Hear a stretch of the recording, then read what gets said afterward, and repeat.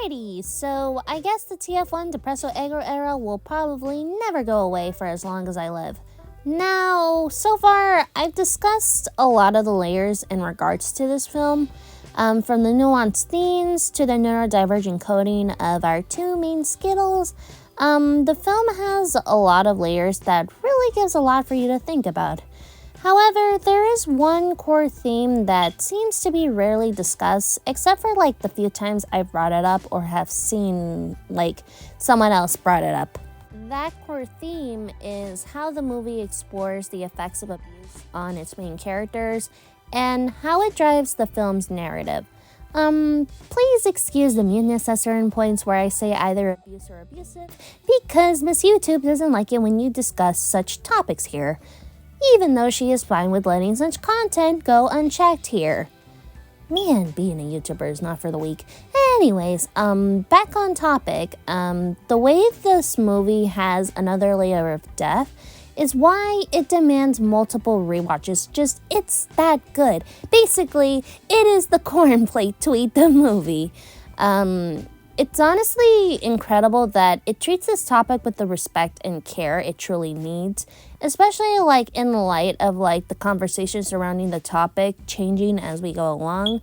So time to make you all have the feelsy today, okay? 3, 2, 1, Pingu.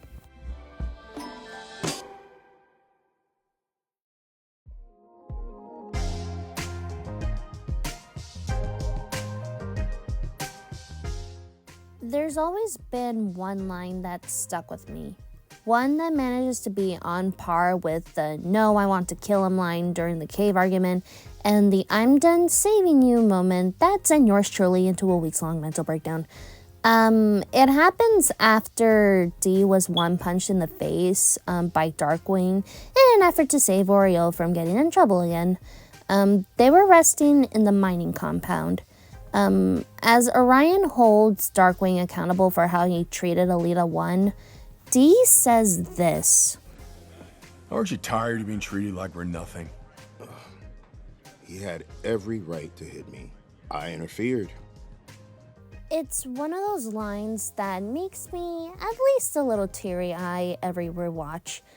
It perfectly represents how much of a tragic character D16 truly is. Throughout the first act of the movie, we see him as a meek, shy little thing who obeys protocol to the T, essentially to avoid being subjected to this abusive environment every day. To some, his sudden turn to the dark side may come out of nowhere. However, when I watch this movie for the first time, I have this one ever-present question as I see Dee's narrative develop. How long has he hid his pain and anger? The thing is that when your body and mind is in a constant state of stress and worry about not just your own well-being, but the well-being of your loved ones, there is a point, there is so much someone can take before they snap. As I said in one of my previous videos, a strict routine is a security blanket for Dee. Once that security blanket has been taken away from him, it's no wonder why he crashed out. He genuinely believes that if he continues to follow these rules, even if they're rules that hurt him and his friends, his hard work will pay off in the end. However, in reality, he's basically a cog in the machine in order to pay off the debts of his abuser.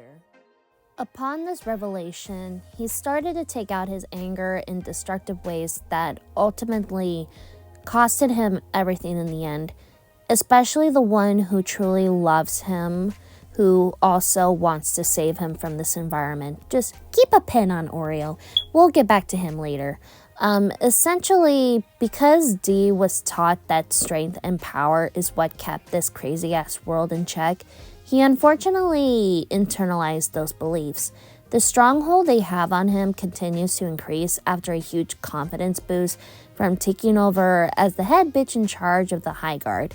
What makes this scene one of the most bone-chilling moments I've seen in an animated film so far is the mere seconds of silence as both he and Orion just stare at each other. One where one bot is feeling the high of not being quote-unquote weak for once, while the other begins to realize that he was about to become their abuser. One main trait of being subjected to abuse, especially at a young age, is that you take on these abusive traits yourself in order to regain some control over your situation. If left unchecked, the cycle repeats again and again for God knows how long.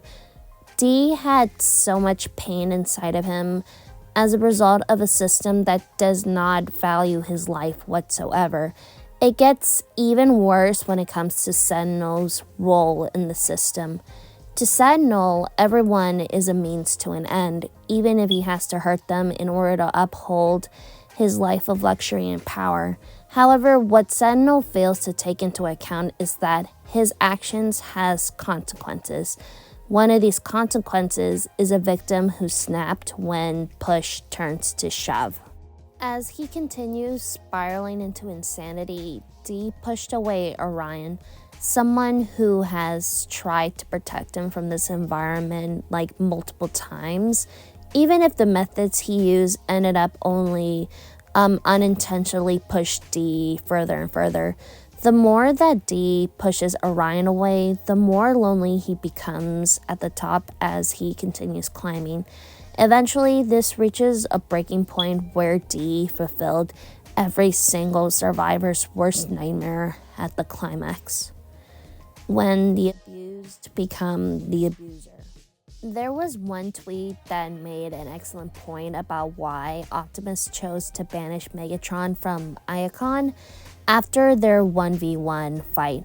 What if Optimus banished what was once his brother-in-arms, not just because, the latter reached the point of no return?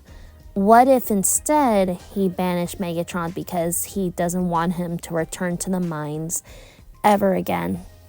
Considering how they both take the time to explore their new surroundings on the surface, if you pay close enough attention to them in the scenes prior to entering the cave, this is probably the first time they felt safe and relaxed without fear of punishment. Thus, somewhere within Optimus's difficult decision, it's Orion who wants D away from those mines as far away as he can. D16 became Megatron as a way to regain the control he was robbed of his entire life. What makes him an excellent iteration of Megatron is that he's simply not an antagonist here. He's excellent because he's human. Underneath the cruel, ruthless conqueror who makes it his life mission to overpower his former friend and now enemy is a bot who once had hopes and dreams of more outside of his role as the mere miner. Had it not been for the circumstances that failed him in every possible way, maybe there is a world where D16 could have stayed D16.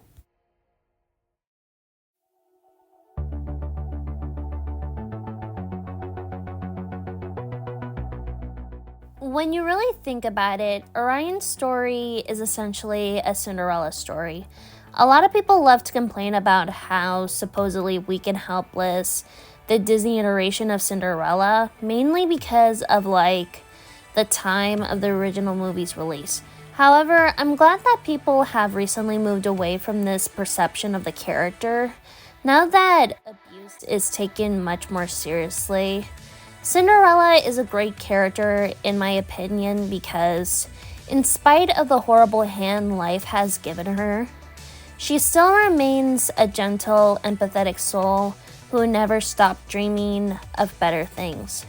Now, who else has also remained a gentle, empathetic soul who never stopped dreaming of better things in spite of the horrible hand life has given him?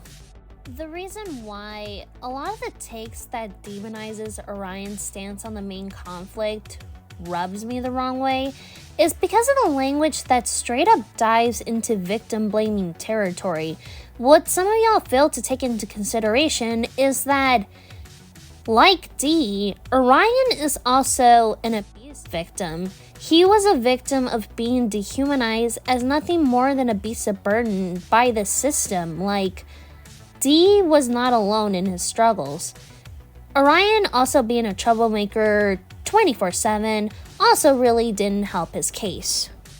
However, in spite of being subjected to such trauma from a young age, he remains a caring, empathetic person who continues to work hard for his dreams of a better life for his best friend and everyone else in the minor case. Like, the reason why I bring this detail up is because that's basically his character in a nutshell. A lot of Orion's actions boils down to one motivation. He wants to rescue Dee from this abusive environment. He means well in making choices that is meant to benefit Dee in whatever way he can. However, the problem is that in doing so, he failed to take into account what Dee thought.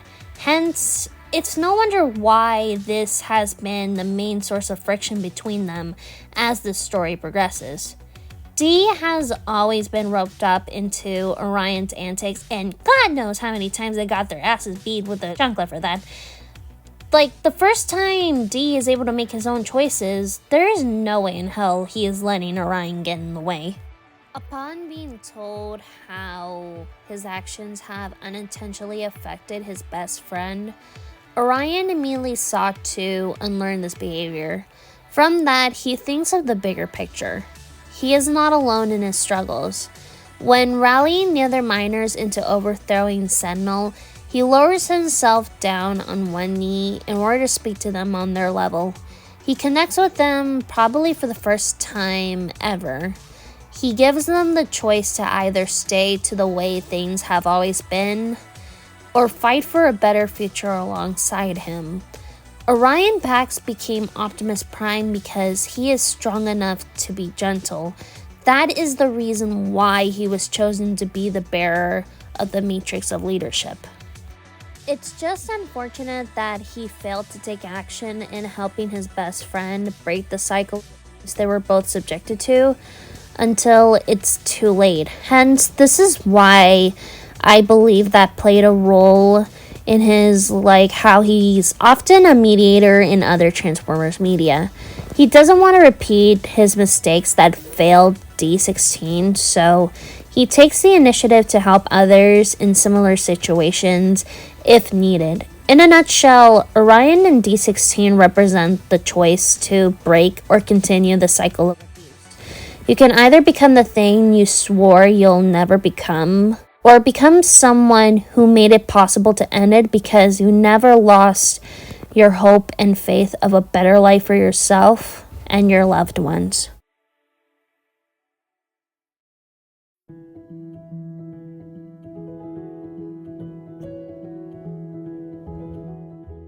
Alita 1 represents the type of person Dee would have become had he unlearned the beliefs brutalized into him and become a better person because of it.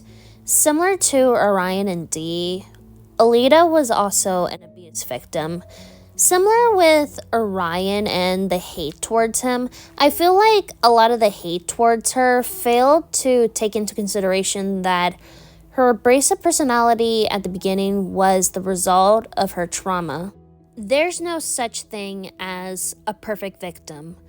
A survivor of abuse will respond in ways to cope with the environment that they're subjected to. Hence, this is why I think y'all should afford more grace and empathy to Alita and her characterization throughout the movie.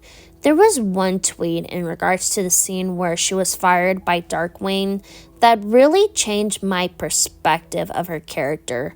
It's one that perfectly summarized why, a lot of y'all really need to think before you talk smack about her in the comments of my videos. Just pay attention to her body language right here. Feel free to pause and rewind if needed. What? Why? I followed protocol to the letter. Well, that is true. I was the one who broke the rules. No one asked you, Darkwing. Please, I have worked too hard for this. You are no-cog bots with limited options. Report to Waste Management immediately. Waste Management? You notice that she flinched when Darkwing pointed at her during her firing. This made me think one thing. This isn't the first time he has hurt her before. To the upper classes of Cybertron, minors mean nothing to them other than cogs in the machine. Hence, this is why some rules and protocols, such as leaving behind a minor in distress, are made. They were designed with the intent to make the minors submissive to the rich and powerful as much as they can, even if it's at the minor's expense. Alita's main motivation prior to the truth being revealed was to obtain her promotion. To her, that promotion is her ticket out of this abusive environment. When faced with someone like Orion who does not follow the rules, a lot of her behavior eerily reflects that of Darkwing's own. Similar with Dee and the others, a lot of Orion's decisions are the result of him being motivated to help Alita from this environment. However, just like Dee, she rejected this help because she internalized a lot of their society's harmful beliefs. However, we all know how that story went. To me, Orion breaking protocols in order to save Jazz was a blessing in disguise. Upon being away from that environment and learning the true purpose of the minors, Alita began to unlearn the societal beliefs. With that, she represents D16 if he chose to break the cycle. Another reason why I love the pep talk she gave to Orion is because she recognizes that he does truly care about her, Dee, and the others. Sure, how he does it is incredibly reckless, and like I said earlier, it does have unintentional consequences. However, she knows that it's his undying optimism is what kept her and the others going. With that, the relationship represents the need for solidarity between survivors of abuse. By connecting with each other on a common ground, both Orion and Alita formed a touching relationship that will eventually blossom into something more. Alita is a character that represents how you are not alone in your struggles.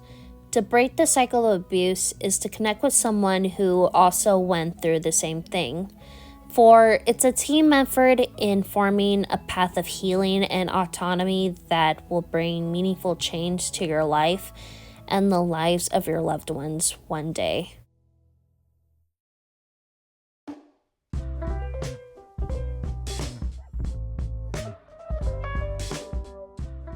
I'm not gonna lie, this is what low-key frustrates me when it comes to this topic being covered in other Transformers media such as Transformers Prime and Transformers Earthspark. To me, they don't take the initiative to commit to the message of breaking the cycle of abuse.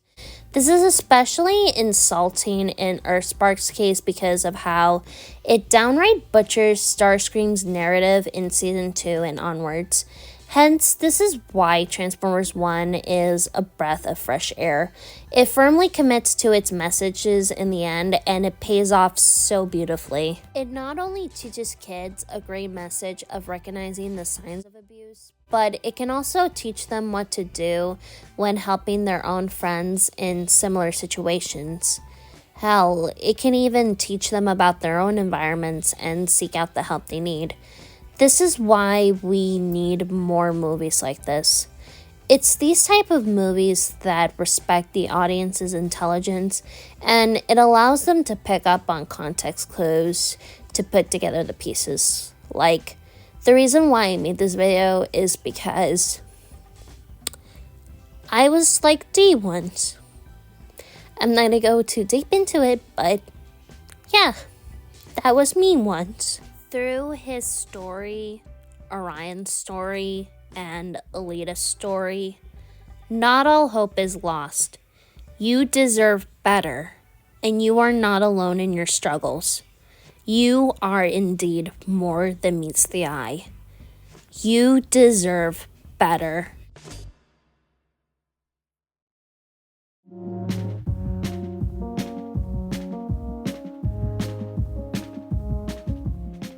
I know this is probably a very heavy video, in fact, the heaviest in the channel so far, so I really want to thank you all for following with me on this journey. Down below, I've listed some hotlines for anyone who may feel like doing so, either because of this video or something else. Just make sure to take care of yourselves, besties. Like, I really don't want something happen because of this video or something, so make sure to put yourselves first. Just make sure to love yourself, okay?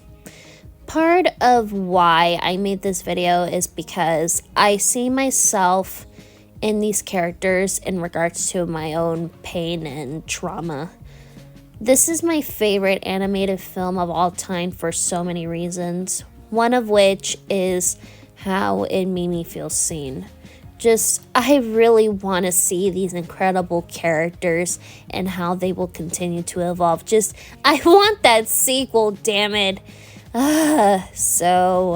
Anyways, thank you all so much for watching. Take care of yourselves, besties. Hug your mom, and I'll see you here next time. Bye-bye.